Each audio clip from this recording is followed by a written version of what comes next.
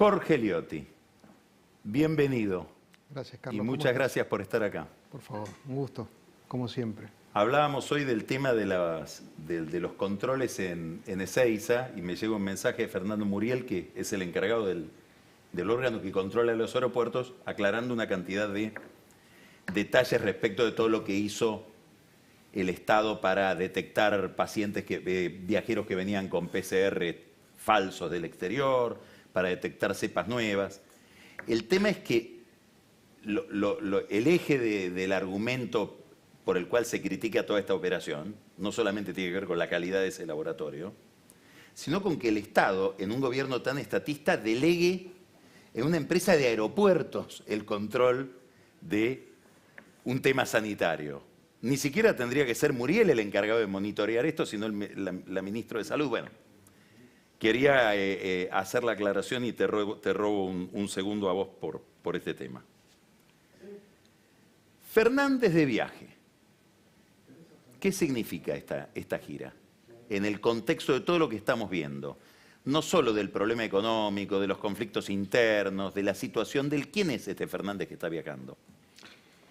Bueno, es un viaje armado un poco de apuro. No estaba confirmado hasta hace una semana, 10 días, porque tenían que terminar de cerrar agenda.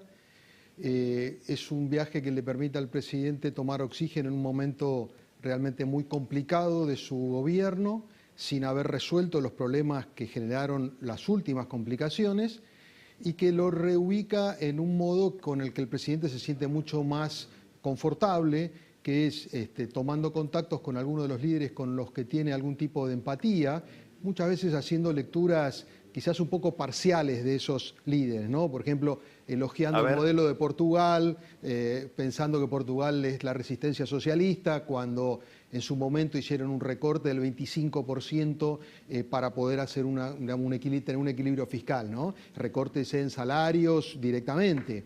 Entonces, hay un recorte en la realidad porque a él le permite un escenario de aireación y reinstalar este tema de la deuda con el Fondo y con el Club de París, pero con todos los interrogantes que se lleva y naturalmente con los que se va a enfrentar también de parte de sus interlocutores, varios de ellos también muy devaluados. Pedro Sánchez viene de una derrota electoral en Madrid muy importante, con lo cual también tienen esas dificultades.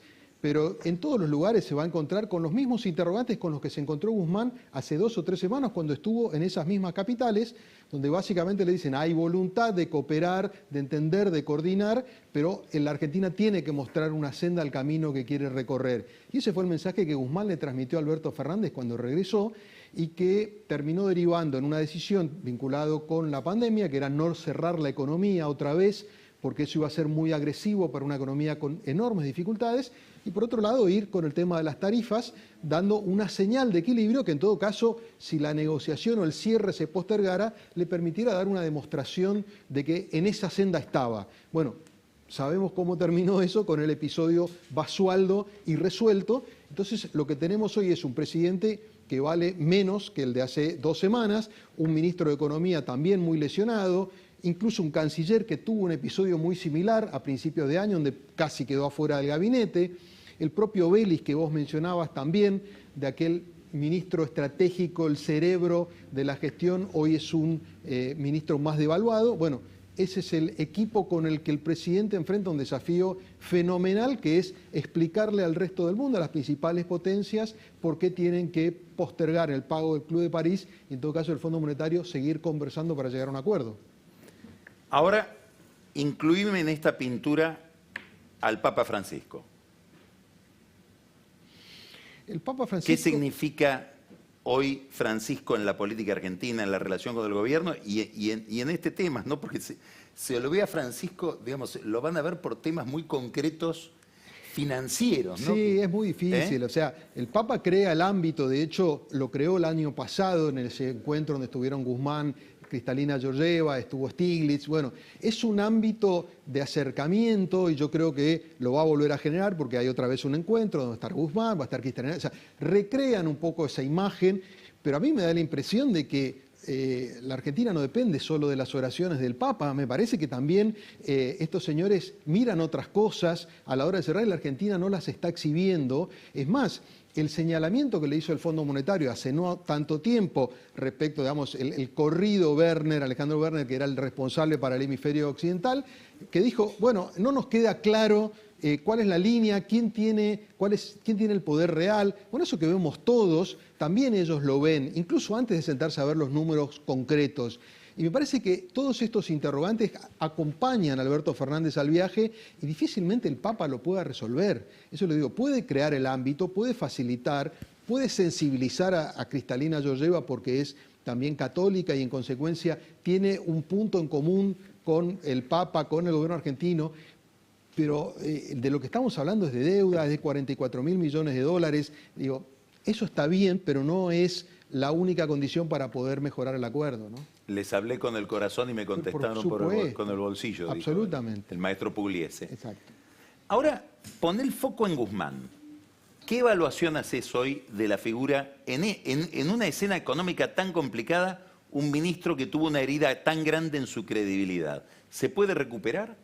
Es muy difícil, Carlos, porque yo creo que él marca un punto de inflexión ese fin de semana al que vos haces referencia, donde yo creo que Guzmán pensó muy seriamente en dejar el cargo y donde él no... ¿Cómo funcionó la cabeza de Guzmán según la información que vos tenés? A ver, a mí me parece muy importante porque nosotros sabemos cómo actúa Cristina y sabemos cómo actúa Alberto Fernández. De hecho, lo hemos visto, Cristina es irreductible y Alberto Fernández es hiperreductible. Muy elástico, muy elástico. Debo decir que estamos con el señor que lo bautizó a Alberto Fernández como el Selig de Villa del Parque. Sí. ¿Se acuerdan de esa película genial de Woody Allen? Sí. Que era la persona que para que la quieran se mimetizaba con sus interlocutores, se transformaba en chino entre los chinos, se transformaba en gordo entre los gordos. Iba adquiriendo la apariencia de su interlocutor. Sí. Fíjate, Alberto Fernández en estos días lo hemos visto. Digamos. Se lo dijo Berbisky el otro día, ¿no? Bueno, por eso. Estuvo en Ensenada con Cristina y Kicillof 2 días después. O sea, los autores intelectuales de la embestida estuvo allí y habló de la unidad y demás. Y después el viernes le prestó el escenario a Guzmán para que dijera que, ratificara su postura respecto a los subsidios y las tarifas y se lo llevó a Europa. O sea, eso es Alberto Fernández. Me parece que Guzmán le está sacando la ficha a Alberto Fernández porque, según tengo entendido, Alberto Fernández le ofreció, previo a ese fin de semana, que lo aguantara unos días y que él lo iba a correr a Basualdo. A pesar de eso, Guzmán evaluó seriamente correrse de su cargo. Después vino una presión muy fuerte del kirchnerismo en función de que no era tan sencillo irse del gobierno y que la que resolvía cuándo se tenía que ir era Cristina. Y a partir de ahí me parece que aparece un Guzmán que está dispuesto a resistir y a mantener sus banderas, pero con escasas posibilidades de éxito. Entonces, el Guzmán que viaja es un Guzmán, yo te diría, voluntarista, que ante cualquier interlocutor lo único que puede ofrecer es su mensaje, su discurso, que ha sido bastante lineal respecto a este tema, pero con el tema, la cuestión irresuelta. No solamente la cuestión de Basualdo, que a esta altura ya es menor, y ni siquiera la cuestión de la tarifa, es un poco lo que vos planteabas. De lo que estamos hablando es de la política económica en un año muy complicado para la Argentina. Entonces, cuando vuelvan, ¿qué van a hacer? Y acá yo veo por lo menos 3 áreas en las cuales hay discusión. Uno es tarifas, claramente, y entonces allí la cuestión concreta es cuántos aumentos va a haber. No es Basualdo, sí, es la política. Exactamente, son los hechos. Terreno 1, terreno 2, el tema de la deuda. ¿Se va a acordar con el fondo? No. Guzmán quería acordar en mayo, ya estamos, creo que no va a llegar. Cristina, no, después de las elecciones. Digamos, remitámonos a los hechos. Y el tercer aspecto que estamos viendo en discusión tiene que ver con el tema de la ayuda social y qué expresiones tiene. Son 3 terrenos concretos. Hay una demanda para reponer el IFE, para ampliar la ayuda social, discusiones internas de qué tipo de ayuda, y eso tiene que ver con lo que está planteando Grabois y Pérsico en estos días, pero claramente Guzmán estaba en otra línea. Entonces, son los 3 campos de batalla donde se está dando y él está perdiendo. Eso, ¿qué significaría para el que quiere imaginar el país en el futuro? Es decir, está muy claro cuál es la estrategia de Guzmán. ¿No es cierto? Es una estrategia que apunta, en último término, podría decir, a fortalecer el peso o a que el peso no se debilite tanto, por lo tanto, que haya menos emisión y para eso corregir el problema del desequilibrio en las cuentas públicas e ir por un camino bastante parecido, no sé qué pensás de esto, al gradualismo inicial de Macri, ¿no? con un componente fiscal más dramático porque no está el deterioro de aquel momento, me parece hoy. Es decir, que uno se podría imaginar cuál es la secuencia que tiene Guzmán en la cabeza. ¿Cuál será la secuencia que tienen Cristina y Kicillof si el camino es no acordar con el fondo? Inclusive te digo más, después de las elecciones tampoco. ¿Qué tipo de país sería este? ¿Cuánto tiene que ser el precio de la soja para que eso funcione? ¿Cómo lo piensan? Bueno, evidentemente yo creo que hay un punto de inflexión. Yo un poco marco como 3 etapas en el gobierno de Alberto Fernández, ¿no? Justo hoy se están cumpliendo 1 año y medio, ¿no? Hoy es 10 de mayo, se cumplen 18 meses de que asumió el gobierno. Parece que hay una primera etapa donde vimos una Cristina prescindente, era la Cristina que estaba en Cuba, donde Alberto Fernández parecía que resolvía y que crecía en función de la administración de la pandemia. Para mí el punto de inflexión ahí es Vicentín. El caso Vicentín, donde él venía trabajando en un proyecto para ver cómo se resolvía el tema, de pronto intervino ella, una cena, y le dijo hay que resolver esto ya, estatización. Bueno, ahí pasamos una etapa donde Cristina pasa, digamos, de la prescindencia a la incidencia, donde empieza a meterse más directamente, y yo creo que esa segunda etapa estuvo marcada por intervenciones ocasionales de Cristina. Y para mí la tercera etapa se inicia en el Acto de La Plata, en diciembre, donde ella hace un planteo económico alternativo, donde dice que tienen que alinearse los salarios, los precios y las tarifas, y donde hace una reivindicación de la política económica de Kicillof del 2011 al 2015.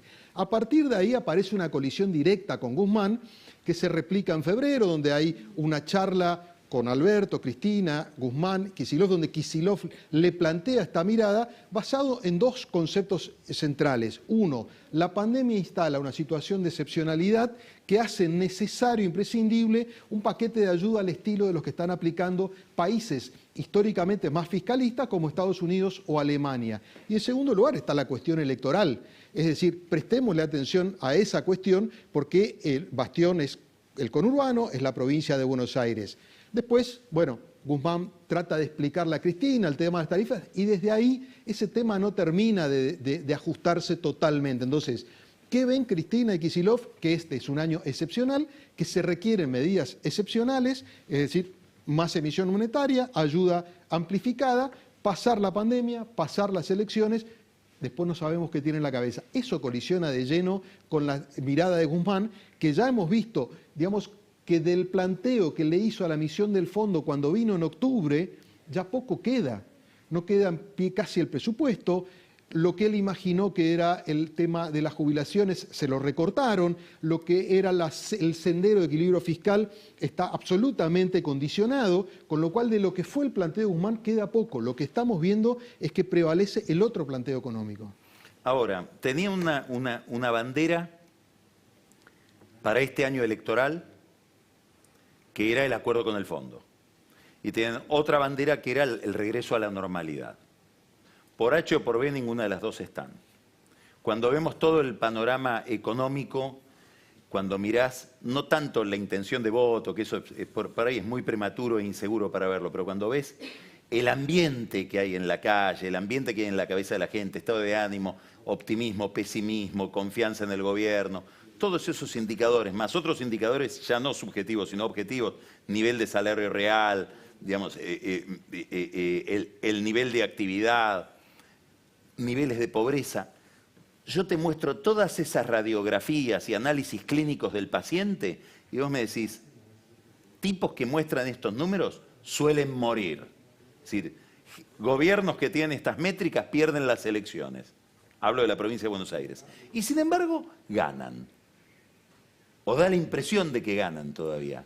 ¿Cómo es que esto es tan raro? Mirá, coincido con el diagnóstico inicial tuyo, la situación es muy complicada y ahí se percibe una gran desilusión incluso en parte de los votantes históricos del kirchnerismo, incluso en el conurbano, porque se ha agregado a la demanda social el tema de la vacuna. En consecuencia, se duplicó el requisito para cumplir con lo básico que se requiere, esa adhesión y ese contrato que establece el kirchnerismo con buena parte de los votantes del conurbano.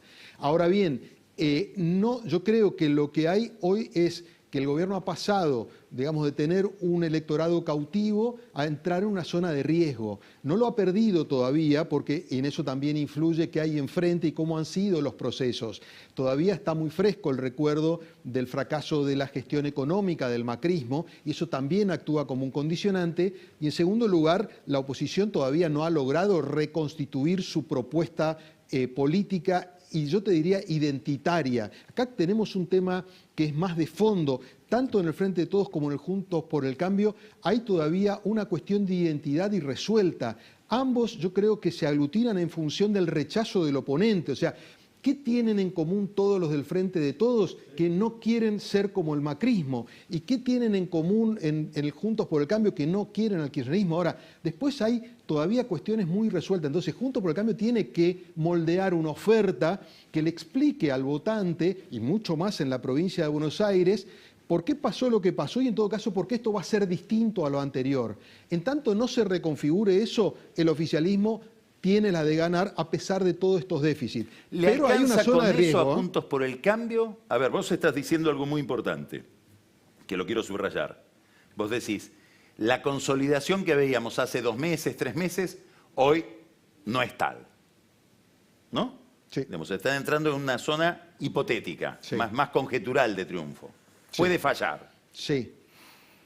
Ahora, la pregunta es, supongamos que Juntos por el Cambio logra ese mensaje que vos le pedís y que evidentemente tiene que formular.